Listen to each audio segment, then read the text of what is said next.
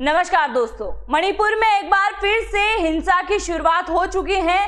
प्रदर्शनकारी पुलिस वालों को लगातार ये धमकी दे रहे हैं कि हम अब अपने सिर पर पेट्रोल डाल के खुद को आग लगा देंगे। आप सभी जानते हैं 2023 के अंदर मणिपुर में एक बहुत बड़ी हिंसा हुई थी, जिसके बाद पूरा देश मणिपुर की साइड देख रहा था और कुछ समय पहले मणिपुर में राष्ट्रपति शासन लागू कर दिया गया था। अभी तक ये लग रहा था कि मणिपुर में सब कुछ सही चल रहा है, पर आज के दिन ये हिंसा फिर से शुरू होती है, जिसके चलते बहुत ज्यादा यहाँ पे नुकसान हो चुका है। यहाँ पे एक व्यक्ति ने कहा है कि मैं खुद को पेट्रोल डालकर आग लगा दूंगा। यहाँ तक कि मणिपुर के अंदर आने वाले 10 दिनों के लिए इंटरनेट की सुविधाएं बंद कर दी गई है। मणिपुर के 5 जिलों के अंदर कर्फ्यू लगा दिया गया है, यानी कि वो पूरे के पूरे जिले जो हैं अब बंद हो चुके हैं। अब इसके रीजन हम जानते हैं कि इस बार फिर से मणिपुर के अंदर जो हिंसा हुई है, क्या एक बार फिर से कुकी, नागा, मैथी तीनों जनजाति आपस में लड़ा गई है या कुछ और बात है? इसको जानने से पहले आप जरा देखिए, मणिपुर में अभी तक जो हिंसा हुई है उसके चलते 260 से ज्यादा लोगों की मौत हो चुकी है।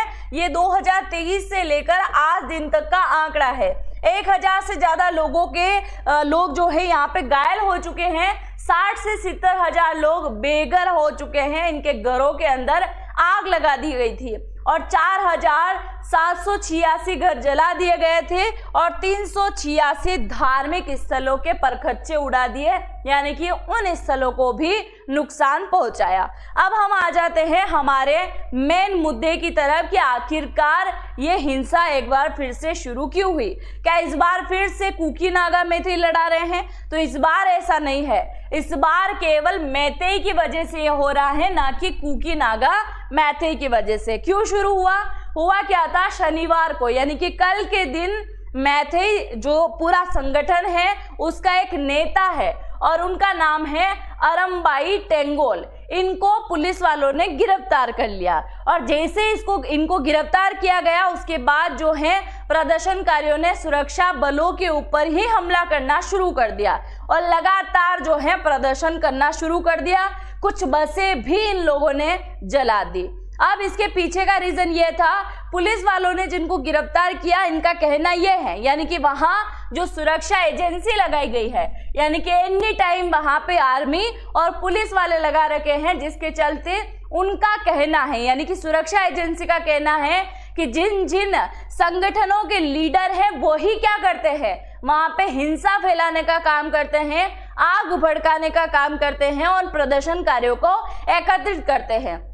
जब उन नेता को ही गिरफ्तार कर लिया जाएगा तो हो सकता है आने वाले टाइम में ऐसी कोई हिंसा दिखाई नहीं दे। तो यहाँ पे मैथी जो संगठन है उसके नेता को गिरफ्तार किया और बीते शनिवार को, यानी कि कल के दिन 2 और नेताओं को गिरफ्तार किया। तो अब तक टोटल 3 नेताओं को गिरफ्तार कर लिया, जिसके चलते मैथी संगठन के अंदर बहुत ज्यादा जो है गुस्सा भरा हुआ है और ये अब हिंसा शुरू हो चुकी है। तो कल दोपहर 2:30 बजे से हिंसा शुरू हो चुकी है, जो कि अब तक चल रही है। अब आप देखिए, मणिपुर हिंसा में 260 लोगों की मौत हुई थी। 2023 में मामला शुरू हुआ था, जिसके चलते 1000 से ज्यादा लोग घायल हैं, 60 से 70 हजार लोग बेघर हो चुके हैं। ये सारी घटना तो हुई थी, पर 2023 के अंदर एक महिला को निर्वस्त्र करके गुमा दिया गया, साथ ही सामूहिक दुष्कर्म यानी कि उसके साथ बलात्कार, रेप तक किया गया, जिसके चलते पूरे देश की नजर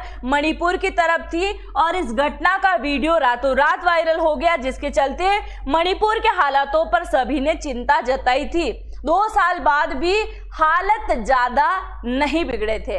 अभी तक ये लग रहा था कि भाई राष्ट्रपति शासन लग चुका है तो कहीं ना कहीं स्थिति में सुधार आया होगा, पर अभी तक किसी भी प्रकार की स्थिति में सुधार नहीं आया है। जबकि वहां पे सरकार किसकी है? भारतीय जनता पार्टी की, बीजेपी की सरकार है। केंद्र में भी बीजेपी सरकार है, तो कड़ी से कड़ी जुड़ के काम करती हैं, तो यहाँ पे भी शांति होनी चाहिए थी। अब आप देखिए जरा, वहां के मणिपुर के जो सीएम हैं बीरेन सिंह, इन्होंने 21 महीने बाद, यानी कि 2023 में ये जो है हिंसा शुरू हुई, अभी चल रहा है 2025 और फरवरी 2025 के अंदर इन्होंने इस्तीफा दिया। उसके बाद जो है राष्ट्रपति शासन यहाँ पे लग चुका था। यहाँ पे कई सारे सुरक्षा बलों की टीम जो है तैनात कर दी थी। उसके बाद थोड़ा बहुत मामला कंट्रोल हुआ ही था कि अब जो है अरमबाई टेंगोल जो कि मैथेई के संगठन के जो नेता हैं उनकी गिरफ्तारी के बाद में समुदाय फिर से भड़क गया, जिसके चलते कई मौकों पर प्रदर्शनकारियों ने पुलिस हमला कर हथियारों को जब्त किया था और सुरक्षाकर्मी प्रदर्शनकारियों के बीच में शनिवार को ये झड़प भी हुई थी, मतलब ये आपस में लड़ा रहे हैं।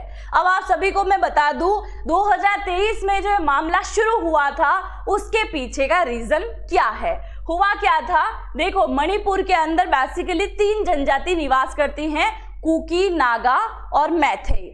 मैथेई जो है ऑलरेडी उनसे उच्च स्तर की है। उच्च स्तर की कैसे, उनको एसटी का आरक्षण दिया जा रहा था, यानी कि एसटी का दर्जा दिया जा रहा था। 29 अप्रैल 2023 को मणिपुर के उच्च न्यायालय के द्वारा ये घोषणा की गई कि मैथी समुदाय को भी एसटी के अंदर डाल दिया जाएगा, जिसमें ऑलरेडी कुकी और नागा थे। तो इसका विरोध कुकी और नागा करने लगे थे।